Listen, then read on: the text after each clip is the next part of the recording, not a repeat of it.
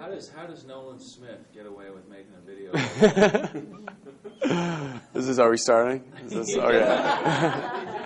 Man. Well, the first time I saw it, I was like crying. It was so funny to me, but I'm sure he'll get some stuff for it throughout the year, to say the least. But at least we had fun making that video, and he made some people laugh while doing it.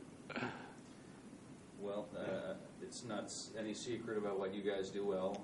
You're an established quantity. Kyle's an established quantity. Tell me about the young big guys, though. Do you have guys that you'll be able to throw the ball to in the post in crunch time that can produce? Yeah, I think we have a lot of work to do with learning how to feed the post and ways we can score. But our big guys are really talented, and we need to get them the ball. So they're really good finishers, and they can really protect our baskets. So that's something, different dimension to our team we haven't had before, which will help this year. Being big, some people may think that having all that size may slow you down, but it may speed you up. It may start the transition. Owning the boards may be able to get you out on the break quicker. Yeah, for sure. If we can't rebound, we can't run. And not only are Miles and Mason big inside and long, but they can really run. They're athletic. And so we feel we can really run just as much as we have other years. We just need to get stops and rebound. You guys are pretty experienced, and you all know each other really well. Your team seems to have a really unique camaraderie. How can you kind of, make that work in your favor once the season starts? Yeah, well, when it comes down to it, I think some things we've been missing at the end of last couple of years is that, togetherness that you described. And that's something that, especially with Nolan, myself, and Kyle, we really have that right now. And with us on that perimeter, we play really well together. And there's definitely that connection. And that's something we need to get throughout the whole team, but that's something that can help us down the stretch. They're different players, but everybody's looking at it as a straight swap, Elliott for Andre.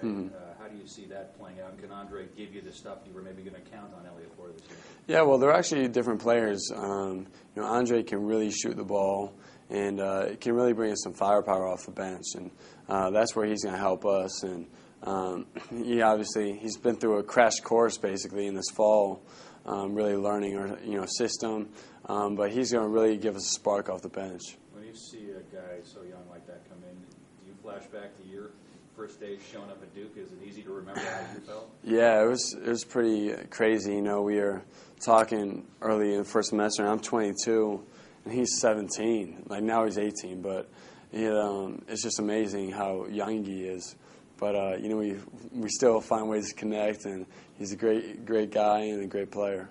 Do you ever marvel at the energy your coach has? I mean, it's like we might see him one day in Durham, and the next day he might be in another country or another coast.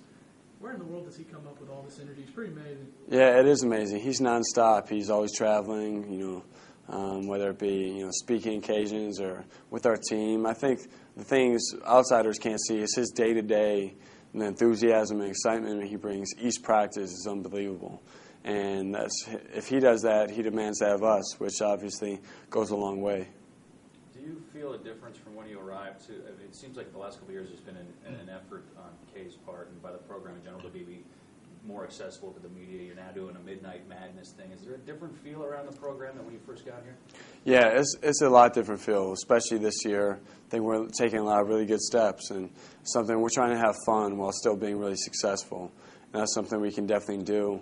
But it's exciting for the players too. I think all of us with that countdown and craziness, for example, we're all really excited about that. The videos and the music, and it was fun for us. Do you think it's done out of necessity for this is what the players that he's going to be recruiting 2 and 3 years down the road want to see in a team now, or is it because was it for your benefit? I think for both. I think for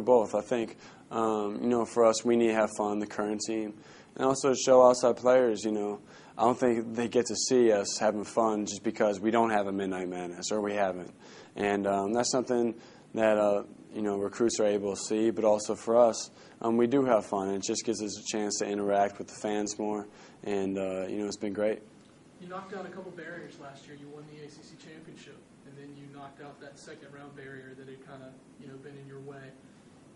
What's next? I mean, do you guys feel like that natural progression is going to continue? Yeah, we really hope it continues, and hopefully this year we can take 3 or 4 more steps instead of just, get into the Sweet 16. So that's something throughout my career. It's been pretty amazing to me because it started with a really young team my freshman year, a really small team, and now here we are, a really big team, and hopefully we can finally make those final steps this year.